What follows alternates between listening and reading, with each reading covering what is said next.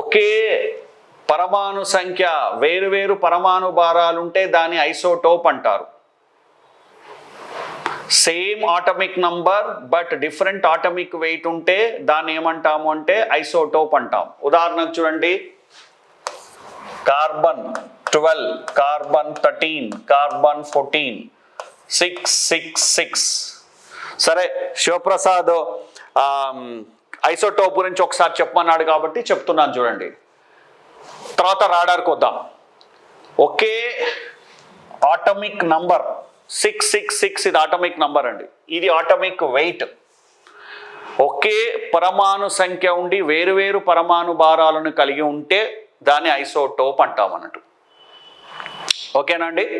So ఇట్లా గుర్తుపెట్టుకోవాలి. 666 ఏముంది, ఆటమిక్ నంబర్ ఎప్పుడైనా డౌన్గా కిందికి రాస్తారు, ఆటమిక్ వెయిట్ను పైన రాస్తారు పరమాణు భారాన్ని. వీటి పరమాణు భారాలు వేరు 12, 13, 14. ఇలా ఒకే ఆటమిక్ నంబర్ ఉండి వేరు ఆటమిక్ వెయిట్లు ఉండేటటువంటి ఒక మూలకపు యొక్క ఆటమ్స్ పరమాణువులను మనం ఏమంటాము అంటే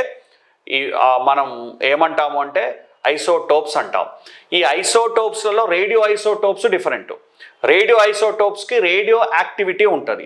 ఈ రేడియో ఐసోటోప్స్ రెండు రకాలు, న్యాచురల్, ఆర్టిఫిషియల్. న్యాచురల్గా ఉండేటటువంటి రేడియో ఐసోటోప్స్కి ఉదాహరణ C14. ఇది న్యాచురల్ అండి, మ్యాన్మేడ్గా కూడా తయారు చేయొచ్చు. 99% రేడియో ఐసోటోప్స్ మ్యాన్మేడే ఉంటాయి, మానవులు తయారు చేస్తారు. నార్మల్ ఐసోటోప్స్లను న్యూక్లియర్ రియాక్టర్లో పెడితే అవి రేడియో ఐసోటోపులు అవుతాయి.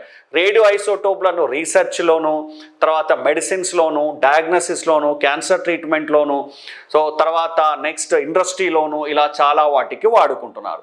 ఈ రేడియో ఐసోటోప్స్ దేనికి ఎలా వాడుకుంటున్నారు అనేది ఒక లిస్ట్ ఉంటుంది.